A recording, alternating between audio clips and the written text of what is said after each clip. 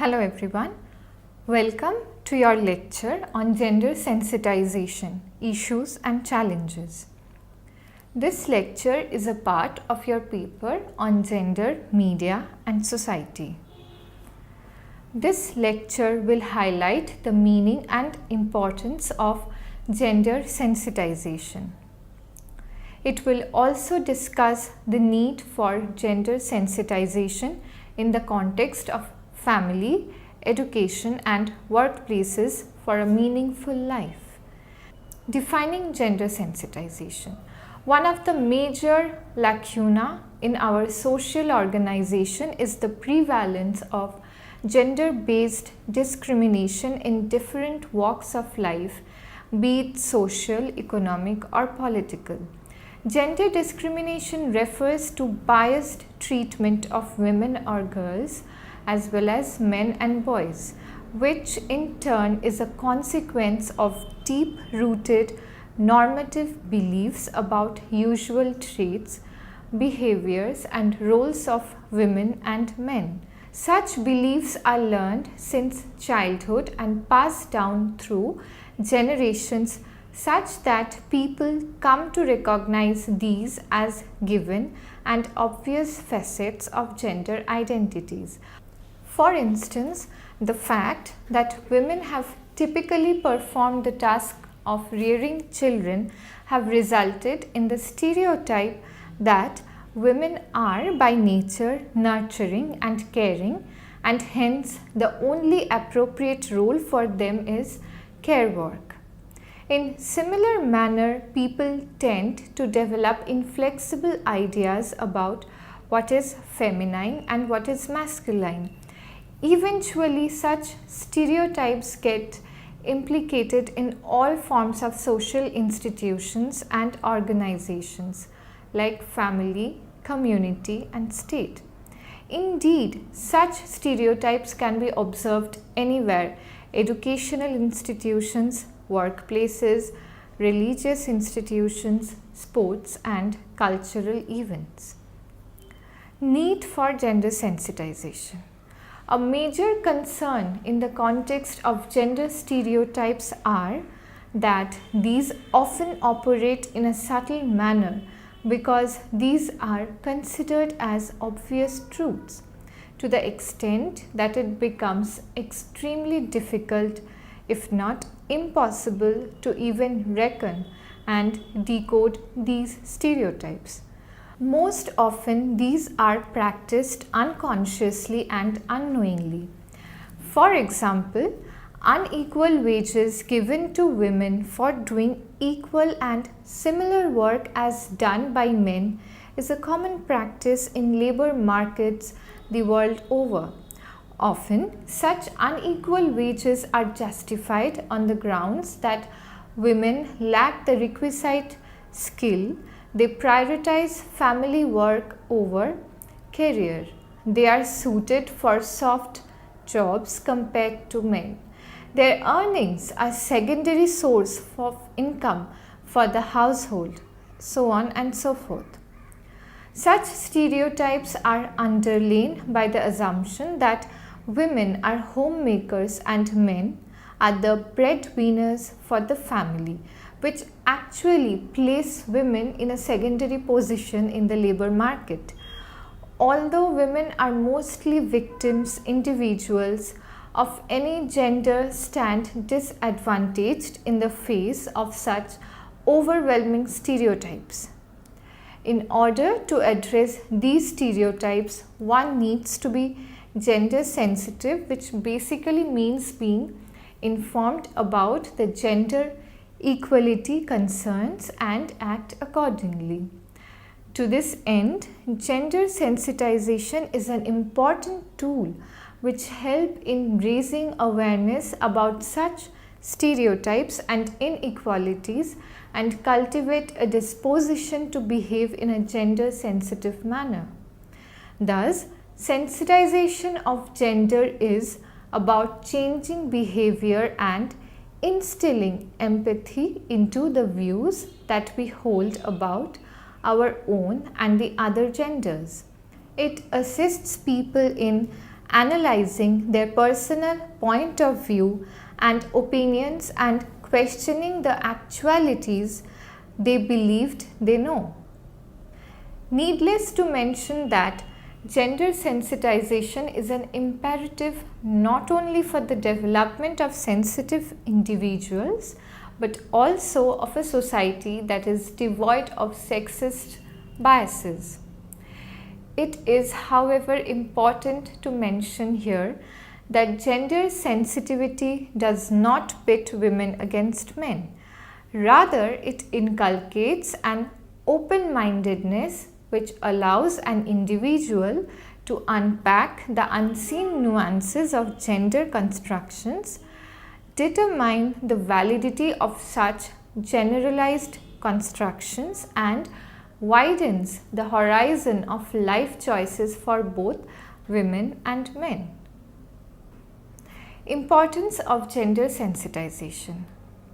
By enabling us to decipher the gender stereotypes that are subtly entwined into all forms of social organizations, gender sensitization helps us to critically view what is otherwise considered as natural and obvious, thus leading to the pathway towards development of informed individuals. It helps to generate respect for all individuals irrespective of sex. It enables us to see human rights as intrinsic to the attainment of gender justice and appreciate the worth of the women and other genders as human beings. It helps to address the hurdles that thwart any attempt to reduce gender gaps in family, community, education, employments, and all other spheres of life. Gender sensitization enables people to critically review their personal beliefs and opinions they have been socialized into.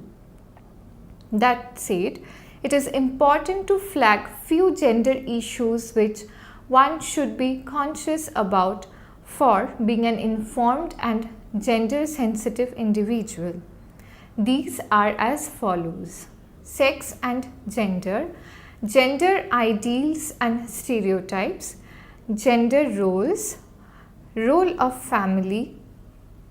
A progressive society must be built on the edifice of social justice, gender being an important parameter. This basically means that there must not be any denial of equality, opportunity, and rights on the basis of gender. Family being the primary unit of social organization, any effort to inculcate gender sensitivity must begin here.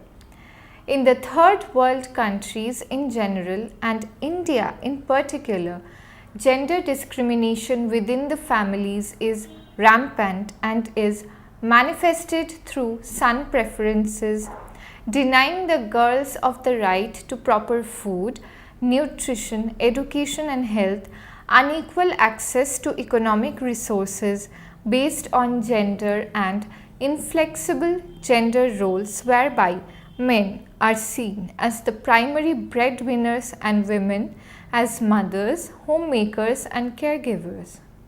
Such forms of discrimination operate at different scales and at different levels across the societies the world over. The socialization process of children begin from their families first, and the gender ideals and messages they pick up from their immediate surrounding environment contribute towards shaping their persona and approach towards gender ideologies.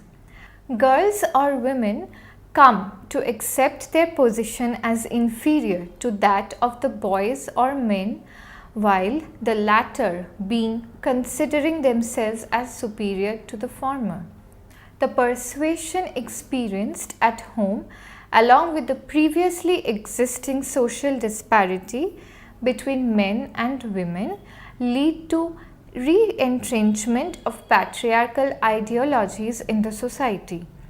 Several studies on violence point out that children who had experienced gender-based violence being committed in the home in their childhoods are more likely to consider violence against women as normal. Thus, men absorb to use brutality and women learn to tolerate it. Intimate companion violence, therefore, is learned social behavior. Hence, the familial context is the most important site for gender sensitization, for the children learn whatever is practiced at home. Gender sensitivity in education. Gender stereotypes are mostly learned through socialization processes and perpetrated by the education received since childhood. Schools, colleges and institutions of higher education play important role in reproducing the gender stereotypes which boys and girls have already imbibed from their familial environment. The learning materials, textbooks, etc. often underscore subtle biases in favor of asymmetric gender roles and characteristics. Often in most disciplines, knowledge is produced by man and sometimes for male readers. Male writers tend to select examples from their everyday experiences. The illustrations, examples, case studies, presentation of role models, etc. used to substantiate the study content are frequently rooted in cultural stereotypes of gender. As discussed earlier, the content of curriculum and the manner in which it is produced is of extreme relevance in this context. Several studies analyzing the content of school textbooks point out that gender stereotypes are perpetuated by the portrayal of women in school books as only low status workers, mothers and wives, which do not reflect the contemporary social realities. The nurses and teachers in the textbooks are consistently depicted as women, while drivers, carpenters, postmen, doctors, farmers, pilots, soldiers, etc. are shown as men.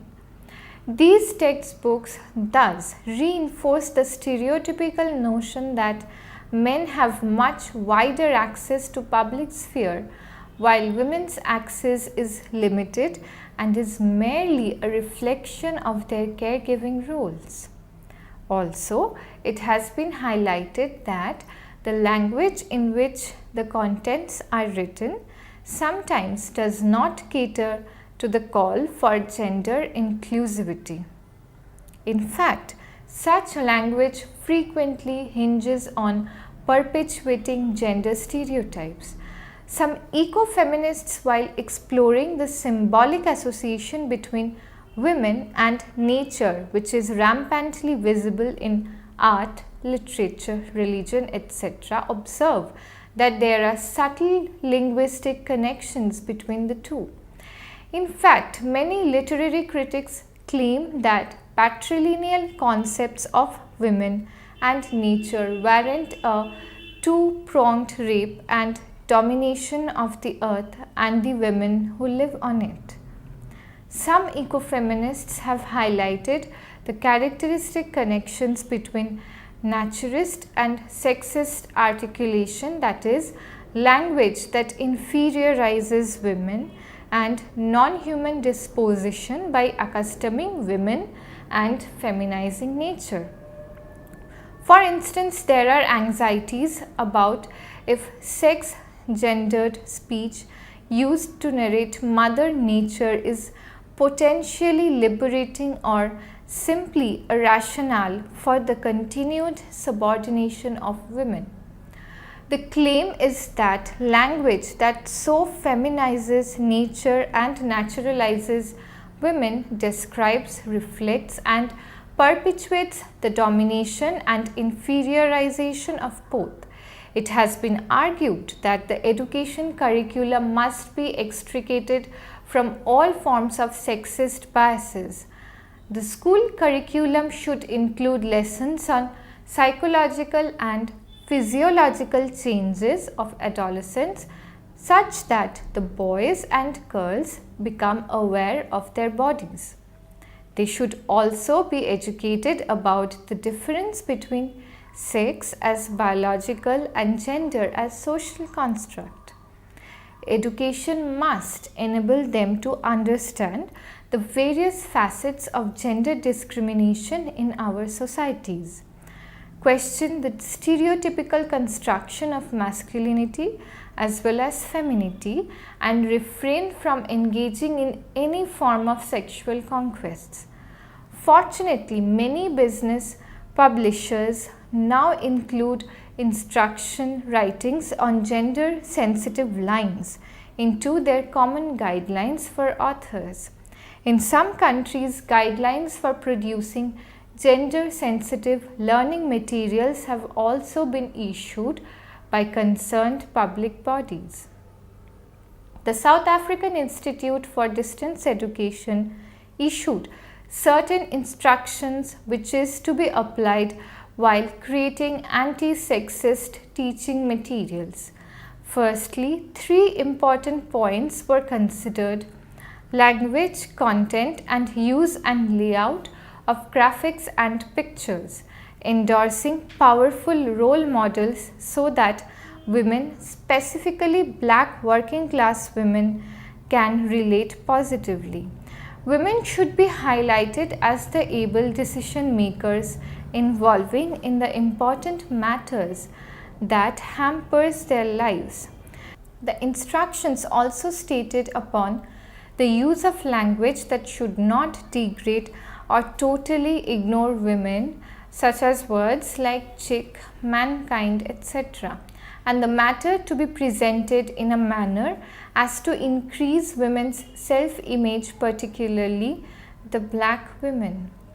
It also emphasized upon the material which should not extend the sexist traditions that have been evolved about women, like women love to nag or they cannot think clearly for being too emotional, etc., and highlight that the looks should not be the most significant characteristic of women in stories or fairy tales. It highlights that the efforts given by women in order to secure their personal freedom should not be termed as hostile, unfeminine conduct. Instead, be accepted as sound and lawful struggles, and presentation should be done in a way that ends destructive feelings of supremacy on the basis of patrilineal values in a man. It stressed upon women's role in a developing society, and their influence on history must be sufficiently presented from the perspective of women, and the illustrations used must issue non-stereotypes and depict women in authoritative and active roles. The guidelines also focus that the material is free of terms considering offending and humiliating by women themselves, and the authors or editors should develop an apprehension and responsiveness to gender. Steps taken by the Government of India. The Ministry of Human Resource and Development has recommended the governments of the state to advocate gender sensitization. To this end, some of the steps suggested include re-examination of textbooks and curricula in the light of gender sensitivity, conducting a minimum of 2 to 3 days of gender module where all the teachers shall be present at the training programs of yearly in-service, adding of an account of gender sensitive criterions to advance gender sensitivity in classroom as well as co-curricular activities, self-defense training for girls in physical education classes from upper primary onwards. Major revisions are underway in the curricula of all levels and boards. For example, the present physical and health education syllabus for 1 to 10 classes refined by NCERT based on NCF 2005 contains chapters related to human anatomy, safety and security, protecting others, health and society, and self-defense.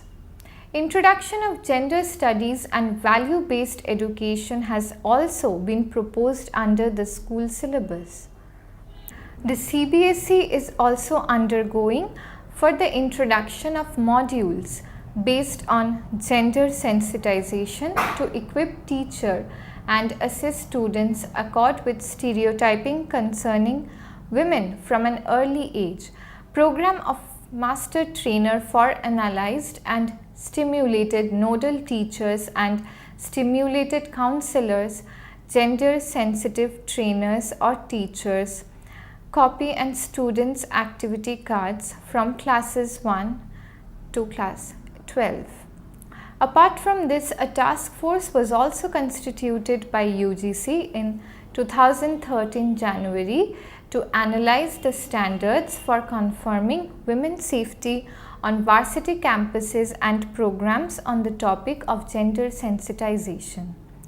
Courses on women's studies have also been mandated in all universities and colleges across the country, with the assumption that such courses would help in instilling gender sensitivity among the young minds through regular academic programs, workshops and discussions and other such activities. The NCERT also has a Department of Gender Studies under its wing, which works towards addressing power relations and gender inclusivity in the Indian society, and also advises the center and the states in executing policies and programs in the area of gender studies. Earlier, this department was named as the Department of Women's Studies and was renamed as the Department of Gender Studies after the landmark judgment of the Supreme Court of India in 2014, which ruled for treating transgender as third gender. Gender sensitization in workplace. Economic liberalization has opened up different kinds of employment opportunities not only for men but also for women in both blue and white collar jobs. According to Census of India 2011, women account for only 25.6% of the total workers. Increasing participation of women in paid labor force necessitates the creation of an enabling working environment imbued with gender-sensitive work culture. It must be remembered that both men and women enter their workplaces carrying the baggage of stereotypes pertaining to appropriate gender roles implanted in them by their families and perpetuated by the education system. A man's place is in the workplace or public sphere, and a woman's place is in the home or private sphere. Such stereotype eventually renders women as secondary workers in the labor market, the last to be hired but the first to be dispensed away with in the face of austerity measures and layoffs. Several studies have pointed out that even in the modern technology-driven information and communication technology sectors, which employ professionally trained, high-skilled women, subtle biases operate in matters of appraisals, promotions, etc., whereby women's contributions, however significant, is rendered as inconsequential based on the assumption that women prioritize families over career. Thus, gender sensitization in the workplace has emerged as a key imperative. employees need to understand and be sensitive to the needs and concerns of their colleagues, including women. This would help to develop good interpersonal relationships among colleagues and facilitate a productive work environment loaded down with shared respect and assurance among the sexes, devoid of sexual allusions and chauvinist biases. Official statistics indicate that increased participation of women in public sphere is accompanied by an increase in crimes committed against women, especially rape, in all the major Indian cities. In such cases, the moral integrity of the victim is often questioned by politicians, religious and social leaders, etc. They argue that a woman who does not stay within her limits in terms of dress, code of conduct or special location, appropriate time, etc. crosses the Lakshman Rekha is ought to be punished. Intricately associated with such a mindset is the notion of shame and honor, which has been operationalized as a moral sanction by the patriarchal society to limit women's mobility and life choices. Thus, notions of ideal femininity and respectability are constructed as a way to control and confine women. However, given the altered everyday realities of the present times, where women no longer remain confined to the four walls of the home and shoulder the financial responsibilities at par with their male counterparts by engaging in paid work, be it in white-collar, high-end service sectors or in the blue-collar informal work, addressing such patriarchal mindset becomes a matter of utmost priority. Fortunately, some positive steps have been initiated by the Government of India in this direction. In its landmark judgment in 1997, with respect to the case of Vishakha versus State of Rajasthan, it was acknowledged by the Supreme Court for the first time that sexual molestation against women is a violation of human rights and mandated that employers must provide for affectionate and non-avenging mechanisms to dictate the gender equality right for women in workplaces. As per the Vishakha guidelines, sexual violence and harassment in the workplace is criminally culpable. Another major breakthrough in this regard came in 2012 with the setting up of the Justice Verma Committee following the tragic rape incident that took place in Delhi in December 2012. The committee released a report on January 23, 2014, putting forward a burning report of general arrangements of criminal lawfulness delivery in reach of an abundantly patrilineal society and advocate that women's equality being elemental to the Constitution, its rejection is a disrespect and violation of the Constitution. The enactment of the Sexual Harassment of Women at Workplace Prevention, Prohibition and Redressal Act 2013, Sexual Harassment Act in April 2013 is the utmost current step which provides lawful sacrosanctity to the concept of physical integrity as explained in the Verma Committee's Bill of Rights for Women. After the enactment was followed and the Act enforced, sexual harassment is presently accepted as not just a defilement of a woman's fundamental right to equality as approved as per Article 14 and 15 of the Indian Constitution, and a woman's right to live and of life with self-respect as mentioned in Article 21 of the Constitution, but is also observed as a rights violation to run or practice or conduct any business or profession under Article 19 Part 1 G of the Constitution, which also mentions a right to live in a safe surroundings devoid from provocation. Summing up this lecture, we learned that with increased presence of women in public sphere, gender sensitization has become very important. Families bring up girls and boys in distinctly different ways, which go a long way in socializing them into gendered stereotypes. However, we must be able to introspect critically and question our beliefs that we accept as given. Schools facilitate the correct atmosphere to prepare children against such firm social customs.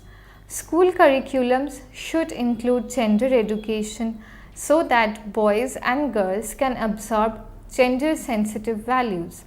Only then can we build up a progressive society which is unyielding to all forms of gender discriminations and injustice. Hope you enjoyed the lecture. For more details, please read the e-text of this lecture properly and attempt the questions in the end. Thank you.